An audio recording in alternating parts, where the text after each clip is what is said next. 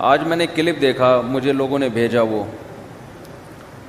حضرت عمرو ابن العاص رضی اللہ تعالی عنہ کے حوالے سے. مشہور زمانہ صاحب ہیں جنہوں نے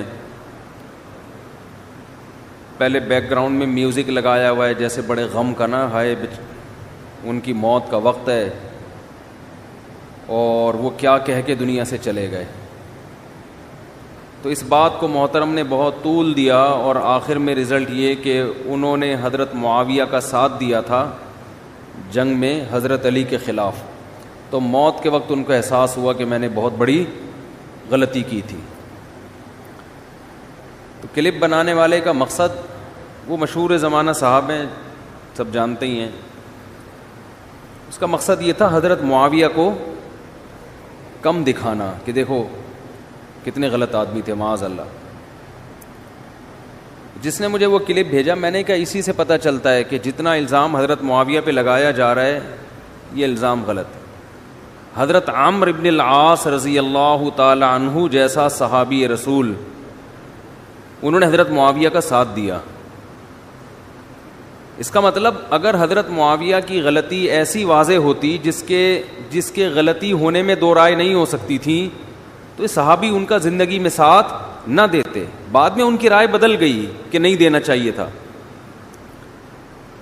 اس کا مطلب یہ ہوا کہ یہ مسئلہ ایسا تھا جس میں رائے کا اختلاف ہو سکتا تھا.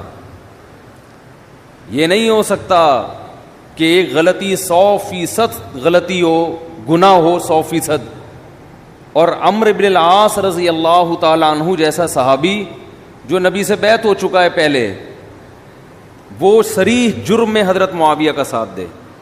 تو یہ حضرت معاویہ کی فضیلت کی دلیل ہے, یہ ان کے غلط ہونے کی دلیل نہیں ہے. اور اس کی دلیل ہے کہ حضرت معاویہ اجتہادی غلطی پر تھے. اجتہادی غلطی اور غیر اجتہادی غلطی میں کیا فرق ہے؟ اجتہادی غلطی کہتے ہیں جس میں مجتہد جب غلطی کرتا ہے تو غلطی پر بھی اس کو اجر ملتا ہے غلط ہونے کے باوجود.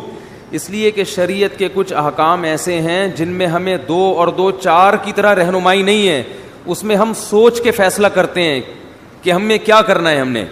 اس میں انسان سے غلطی بھی ہو سکتی ہے. پھر ایک اور مجھے بات بتائی گئی کہ حضرت ابو ذر غفاری رضی اللہ تعالی عنہ نے حضرت معاویہ کے مالدار ہونے پر اعتراض کیا, اور حضرت معاویہ نے خط لکھا ہے خلیفہ کو کہ ان سے میری جان چھڑائیں. جان کر وہ چیزیں نکالی جا رہی ہیں جس سے حضرت معاویہ کی شخصیت مجروح. ابو ذر غفاری کو صرف حضرت معاویہ پہ اعتراض نہیں تھا, ہر مالدار صحابی پہ اعتراض تھا ان کو. اور صحابہ کرام نے, خلفائے راشدین نے اس معاملے میں حضرت ابو ذر غفاری کو سپورٹ نہیں کیا, بلکہ جن صحابہ پر حضرت ابو ذر غفاری اعتراض کرتے تھے ان کو سپورٹ کیا ہے کہ مال رکھنا اسلام میں ناجائز نہیں ہے. سمجھ رہے کہ نہیں سمجھ رہے؟ لیکن یہ بھی نکال کے لے آئے کہ دیکھو حضرت ابو ذر غفاری سے جان چھڑا رہے تھے وہ.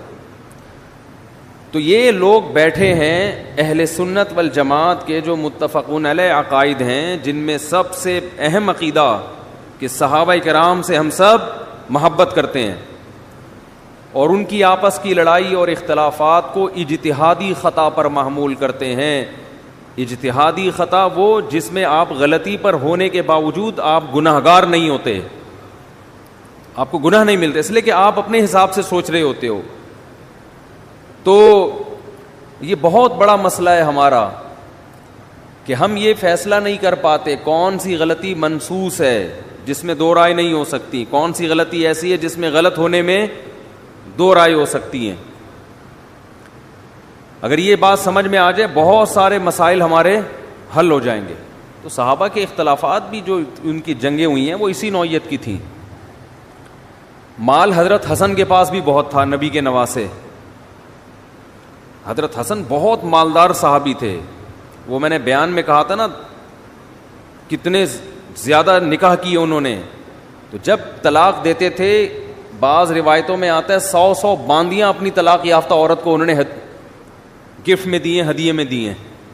بہت زیادہ خیال کیا, جس کو طلاق دی اس کو بہت پیسہ دیتے تھے. وہ تو پیسہ بہت تھا ان کے پاس. تو اس طرح کلپ معاذ اللہ حضرت حسن کے خلاف بھی بنایا جا سکتا ہے, لیکن ہم نہ حضرت حسن کے خلاف کہہ سکتے ہیں اور نہ حضرت معاویہ کے خلاف.